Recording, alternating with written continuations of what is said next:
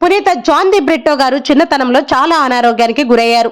అతన్ని పరీక్షించినటువంటి డాక్టర్లు ఆశలు వదులుకోవాలి అని చెప్పారు. అయితే జాన్ పైన చాలా ఆశలు పెట్టుకుని చాలా కలలు కంది అతని తల్లి. జాన్ మాత్రం మంచానికే పరిమితమైపోయాడు. రేయింబావులు మంచం దగ్గరే కూర్చొని సేవలు చేస్తూ ఉండేది అతని తల్లి. జాన్ జబ్బుతో బాధపడుతూ ఉంటే అతని తల్లి ఏడుస్తూ ప్రార్థన చేస్తూ ఉండేది. ఆ సమయంలో పునీత శౌరి గారి యొక్క మధ్యస్థ ప్రార్థనా సహాయాన్ని కోరింది ఆ తల్లి. జాన్ కు జబ్బు నయమైతే ఒక ఏడాది పాటు శౌరి గారి వలె పొడవంటి అంగీ తొడిగి నడుముకు ఒక పట్టీ కడతాను అని మొక్కుకుంది. అలా శౌరి గారికి ప్రార్థన చేసింది. దేవుడు ఆమె ప్రార్థన ఆలకించాడు. జాన్ కి జబ్బు నయమైపోయింది. మొక్కుకున్న విధంగా ఆ తల్లి జాన్ కు శౌరి గారి వలె పొడవంటి అంగీ తొడిగి నడుముకు ఒక పట్టీ కట్టింది. జాన్ అదే అంగీతో సంవత్సరం పాటు ఉన్నారు.